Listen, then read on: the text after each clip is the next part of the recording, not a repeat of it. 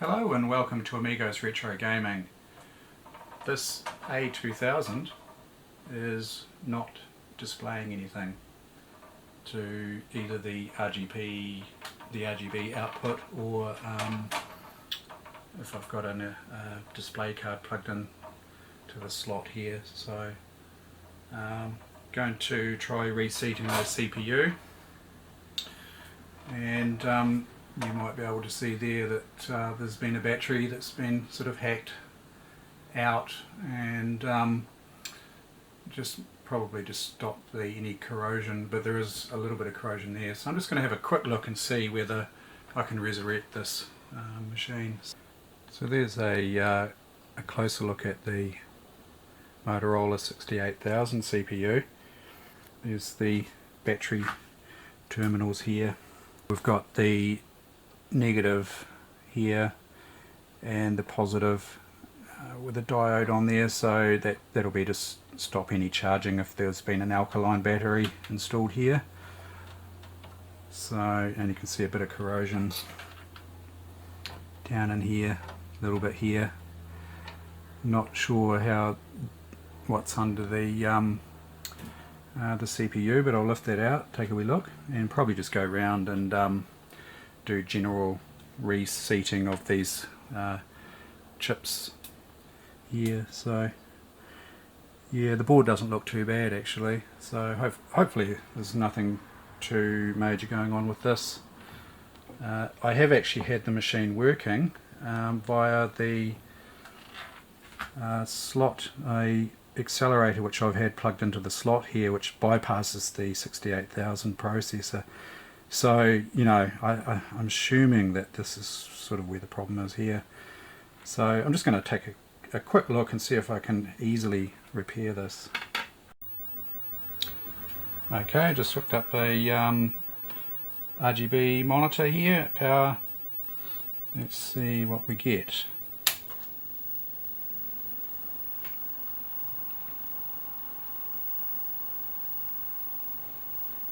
Not much by the look of it, but then again, I found with some of these Amigas you do have to wait quite some time for anything to pop up onto the screen sometimes, so it always pays to leave it even a little bit longer than what you think, but that's not looking too promising there. So I've left that for a reasonable amount of time. I'm pretty confident that that's not going to fire up there. Just take that power supply back out and start on getting this board out. I've removed all of the screws bar 2 there, so this should be fairly quick. Power, screen, main power supply cable here. I'll just lift this power supply away. 2 screws.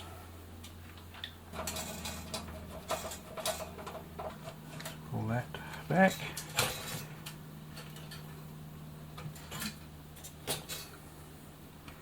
And there we have the A2000 board.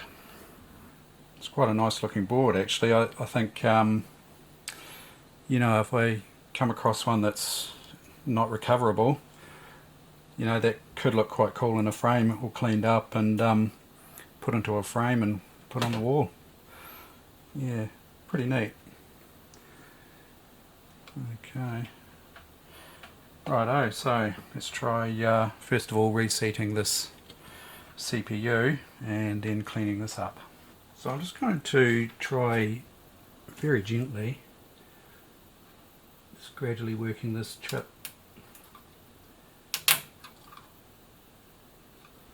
from either side.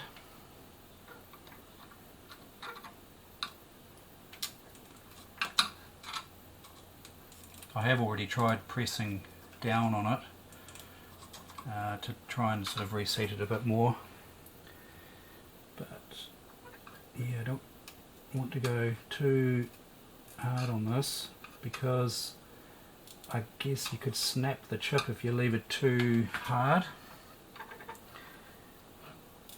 I know there probably are extraction tools for this, and I do have a chip puller, but I suspect that even with a chip puller, pulling up on that may also introduce quite a bit of strain. So just gradually work this, being very careful. It's starting to come now.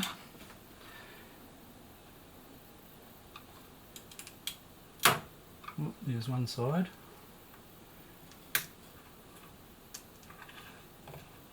Of course, I don't want to stick the screwdriver too far under there either and lever up, because there could be components under here and you wouldn't want to be levering onto the components either. So just very carefully sort of twisting the screwdriver so the blade does all the levering action against the actual chip socket here, just levering here. There are no components there, but you know, could snap one of those, I suppose. But yeah, sorry about the light here, I don't have very good lighting, but I can see corrosion down in this area here. The rest of it's not looking too bad. So I might just have a wee go at trying to clean that and get the chip back in there and see how it's looking. It's not looking too bad. Yeah, you might also notice that there's corrosion down on that resistor pack there, so give that a wee clean up, see how we go. I'm going to try to start with a anti-static brush here with some contact cleaner, CRC contact cleaner, just as a start anyway, and get a little bit of that on there.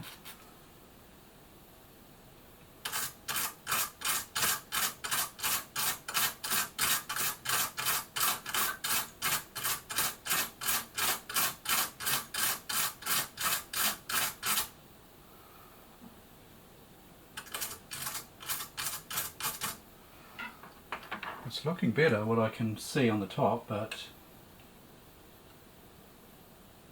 yeah, the corrosion goes down into the legs a little bit further, down into the chip socket.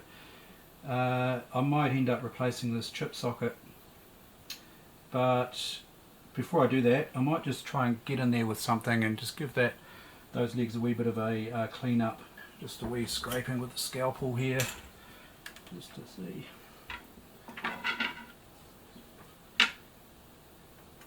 If I can get a better contact.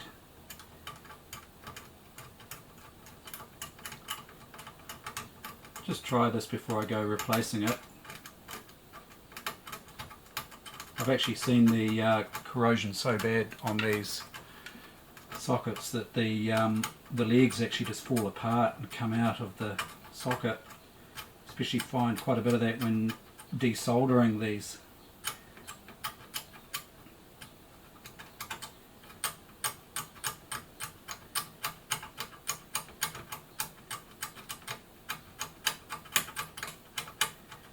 By rights this socket should be replaced. I mean, this may not turn out to be all that reliable even if it does work.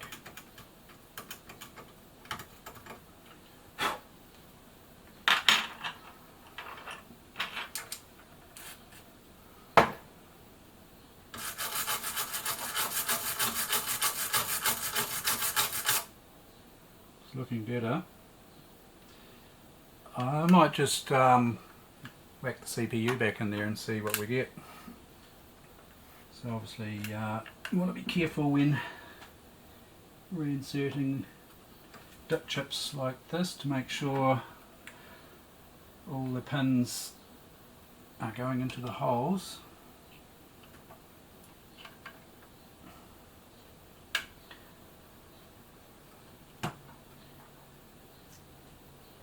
And also make sure the notch is matches the notch on the chip socket, the notch on the CPU. That's looking pretty good there. Okay, right, let's see if we have any life.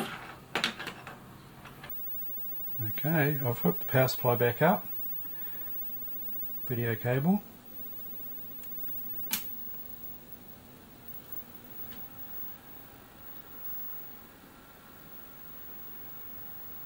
Screen flickered, I think, which is different to what it did before. It's flickering. We've got a software failure at least. No boot menu though. Left mouse button. I wonder if I should hook a mouse up. There it goes, rebooting itself. It's progress. It's getting further than what it did. Yellow screen. Okay. Definitely some progress there. See what it does on the next attempt.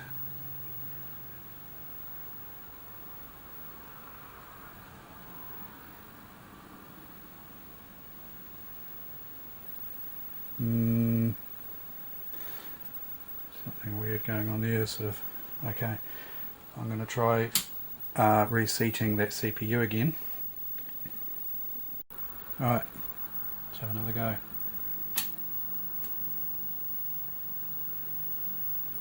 Oh, some video corruption of some sort. Okay, well, it's changing each time. I might just have another go at actually scraping a little bit more on those contacts and see how I go from there. Okay, that's the second attempt at cleaning the socket, just temporarily. And let's have another go. I guess there's the possibility that this CPU could be faulty too. I've got spares, so could always try that.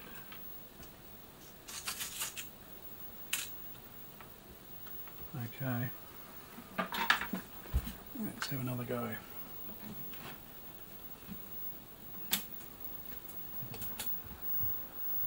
Green screen.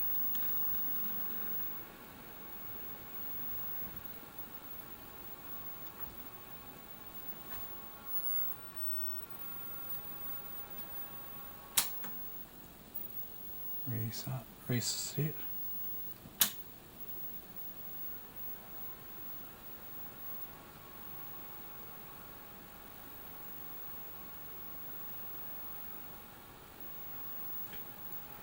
Black screen. Yeah. Okay. It's got it, I think. Well, yes, I don't know how reliable this is going to be, but that's a start anyway. Well, I might connect up a maybe, I don't want to put an accelerator in because that bypasses the CPU. I really want to give this a good test to see how reliable it is. Always keeping in the back of my mind that I might have to replace that socket. So yeah, that seemed to do the trick, temporarily at least. So yeah, let's see how this goes. I'll put it back together and yeah, do a bit of stress testing, maybe gods or stunt car racer or something like that. I'm sure I'll find something.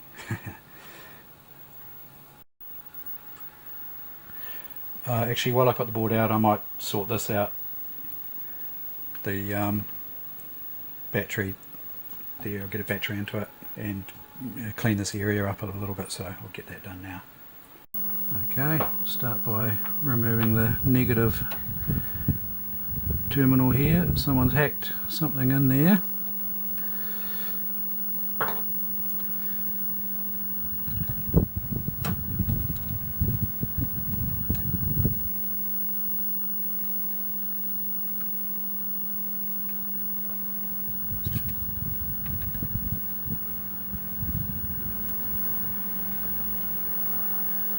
Oh, I see what they've done. They've actually used the terminal from the old battery to mount the diode on there.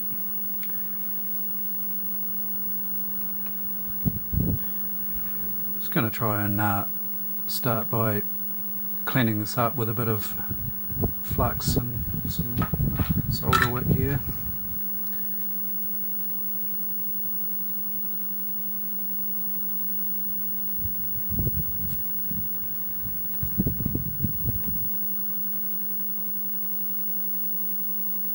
This is the positive side, these two terminals here.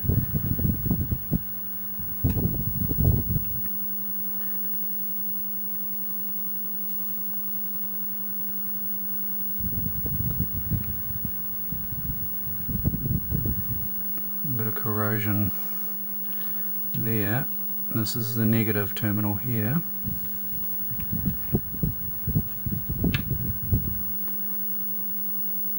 Now it takes a fair bit of heat. It's on the ground plane, I assume.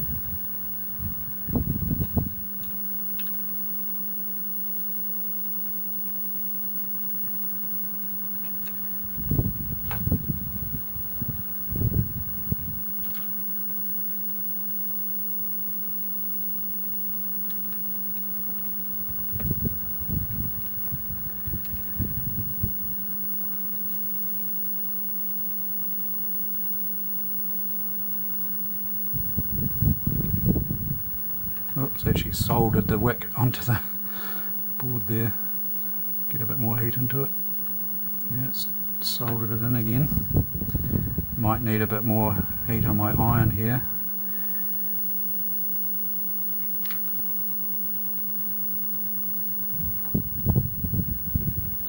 Yeah, it's got it. Okay. Maybe even a bit of fresh solder would be quite good in here.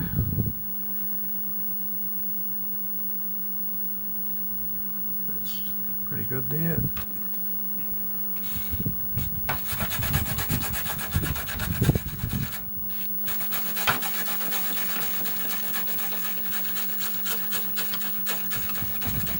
Okay. Right, next I'll give that a wee clean with isopropyl alcohol. And then I might scrape off this solder mask here that looks like there's a bit of corrosion under here. I'll clean that back and try and sort of stop that from getting much worse. I've got this carbon fibre brush, not carbon fibre, it's fiberglass, and it's just made up a whole lot of little strands of fiberglass, so this is quite good for cleaning up corrosion. I'm just dipping the pen, if you like, into isopropyl alcohol. I'm just giving that a gentle scrub there just to remove as much of that corrosion as I can.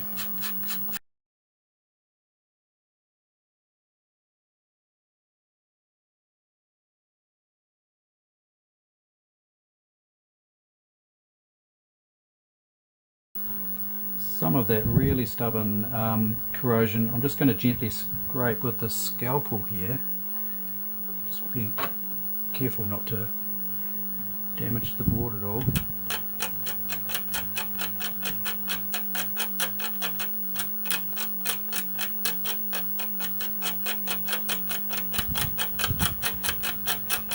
It's like anything that you do in electronics, really, or repair, is to be, you know, very gentle and methodical. That's coming off there now.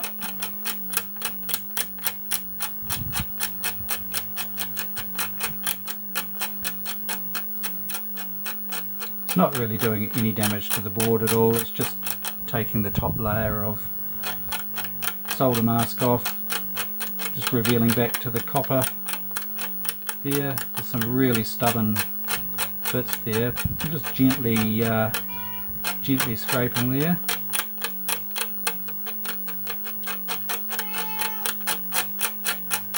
Hello Molly. Why don't you say hello to the YouTube world? Hmm?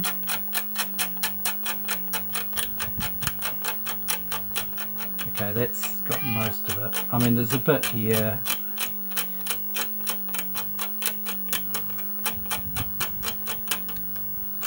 Probably should get as much as I can.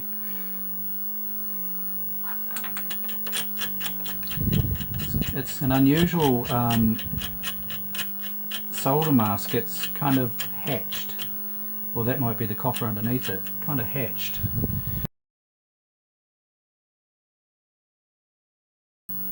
I don't think this sort of work here would completely stop the corrosion.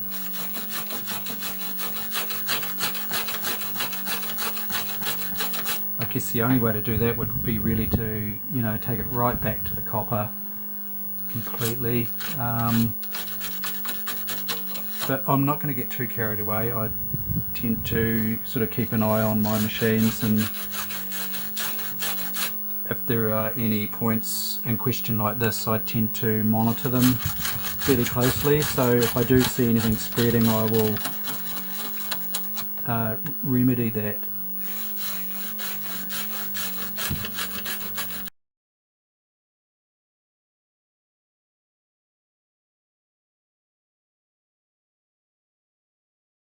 Yeah, I think that's probably okay at this stage, without getting too carried away. Get the nail polish onto that. Say hello, Molly. Now, I use this Revlon 571 Posh. Seems to be about the right colour for this sort of work, so give that a bit of a shake up.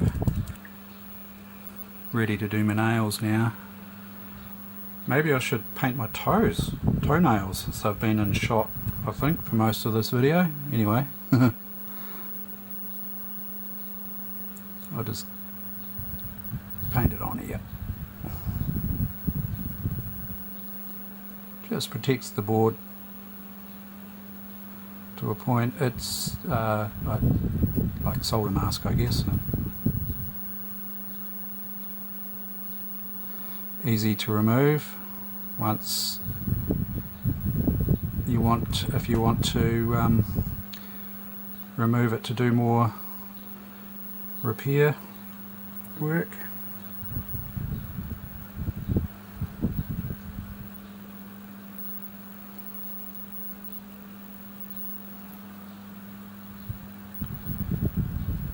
Removed with acetone, I think.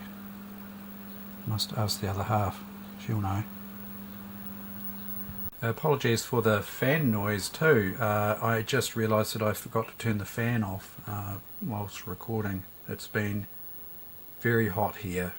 Well, for New Zealand standards, it's been very hot. It's been up in the 30s, mid 30s in some places, so yeah, that's pretty warm. Thanks to the Aussies for sending that heat wave over our way. We always like receiving stuff from the Aussies.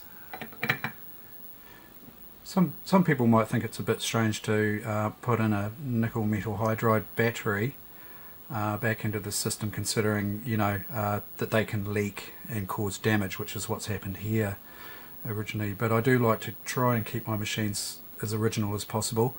You can get little adapters with alkaline batteries with a built-in diode in them that just slot straight in here. That's doable as well.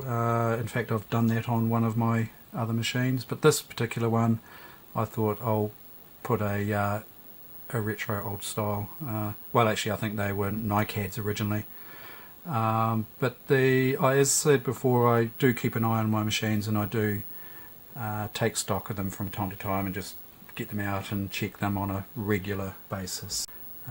No worries there. So I'll just get this battery in here. I might just spin the board over, see if I can clear this.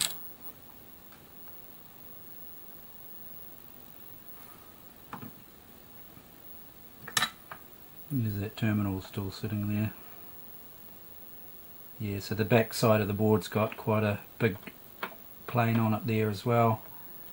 You can see the positive trace here, along here. Not going to be so hard to heat up, but this is taking quite a bit of heat.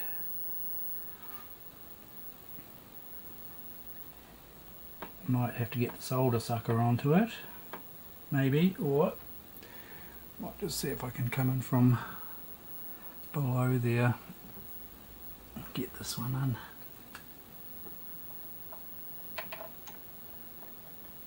in. Yep, there we go. So that's the negative in there.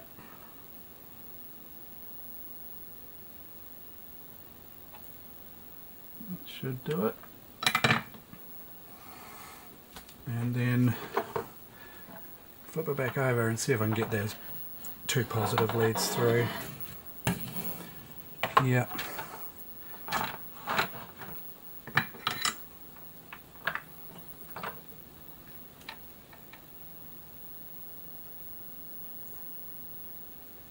There's one started. There's the other one. So I'll just alternate back and forward. I should be able to, there we go. Okay.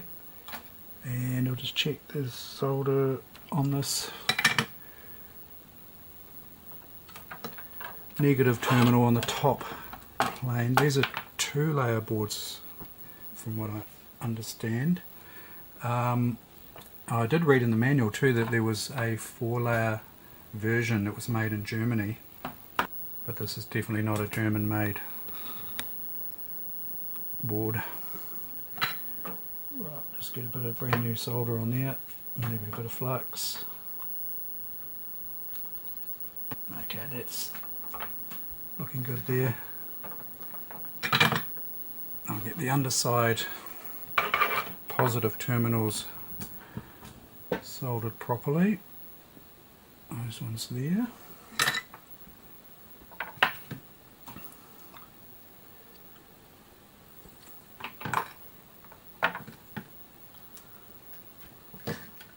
I'm doing this right-handed, which is not my normal hand for doing this sort of thing. Make sure that gets in there really well.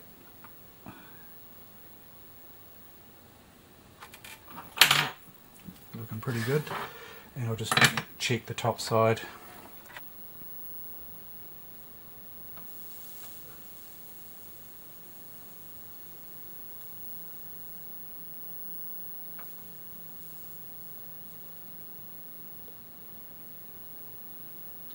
It's got it.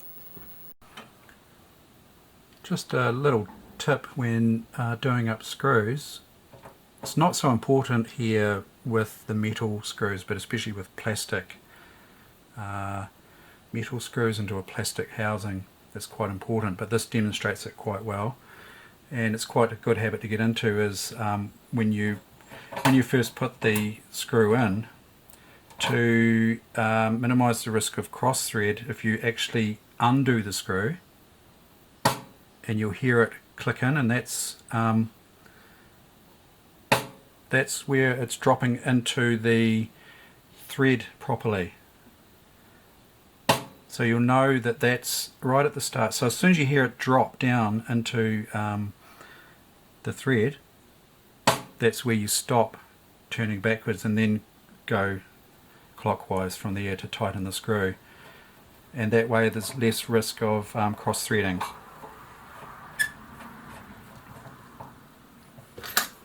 Ready to try again with it mounted. I hope this is not too sort of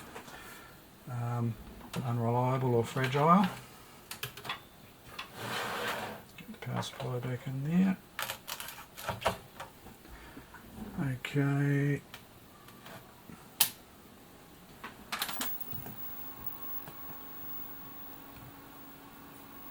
I timed the time from when I turned the power switch on to when I saw the kickstart screen, and it's 18 seconds, a good part of 18 seconds, so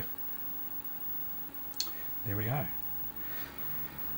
Also found that to get this a little bit more reliable, you know, I just lifted this side of the chip slightly out of the socket, and that seems to be more reliable now, but as I say, that's not really good enough. You know, for reliability, I think I'm going to do this, replace that socket. So, but in the meantime, I want to give this thing a bit of a test, see how it goes. Okay, the floppy drive chassis is going to go in here, and there's a CD-ROM mounted in this machine as well. And yeah, I won't put all the screws back in here. I might end up taking this apart again soon. I'll just at least get a couple in there to make it stable. Floppy drive connector.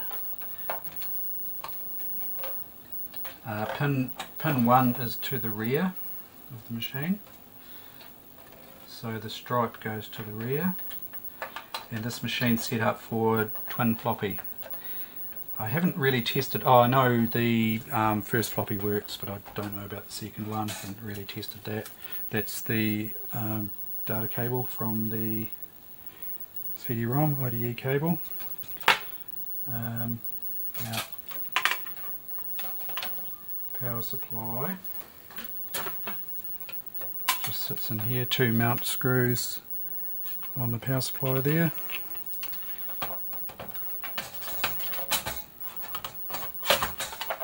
Just sits in there. Get one of the screws into the power supply. Don't want anything falling onto the board. Another little trick too, if you're putting a screw in horizontally and your screwdriver is not magnetized, you can just put the screw on the actual screwdriver like that and just hold it with your finger until it's close enough to the hole, and then you can start screwing it in from there. Stops the screw from falling off and down into areas where you might have trouble fishing it out. Okay, so connect up power to the floppy drive. Now the guy that owned these machines before me loved his twink. There is twink everywhere. Twink might be called whiteout maybe in other countries, but here it's called twink, and it's the white correction fluid. Yeah, so yeah, I don't think, maybe his eyesight wasn't so good, but anyway, he put twink sort of everywhere to sort of, even on the back of the drive there, to mark, you know, orientation, cables, things like that, which, you know, is quite a good idea really, but yeah, I find it twink splashed everywhere. And also used to show, like lining up of this power cable here. You'll notice twink on the edge here of this power cable, and twink down on the connector matches the twink there. So it's really just used for marking. Once it's there, it's pretty handy. Okay, ready to connect up, put a mouse in, keyboard, mouse, joystick, and some games. Let's see how it goes, and audio. Okay, ready for the big test.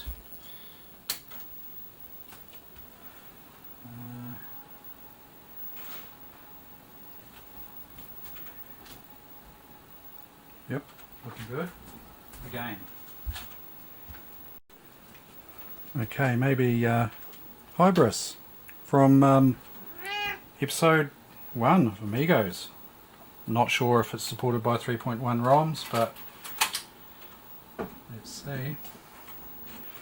I've also noticed that the light on the second drive is on continuously. I'm not sure if that's some sort of setting issue or not. Configuration issue or not. Yeah, I don't know if it's happy with Hybris. Deluxe Gallagher this time.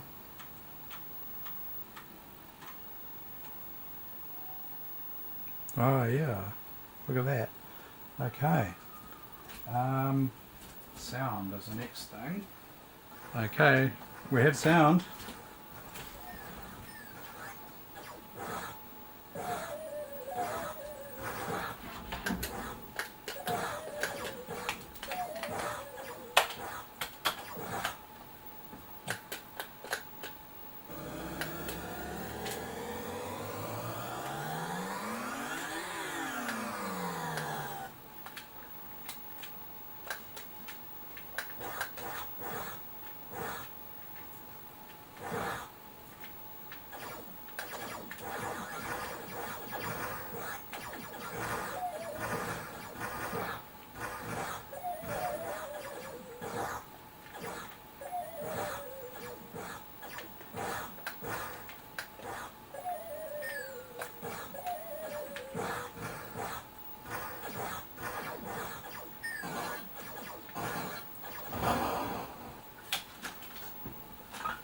Yeah, it's working. Well, I'm really pleased with that. There we go, working Amiga 2000. So, yep, I'll follow up with other videos on this machine. But, yep, thank you very much for watching.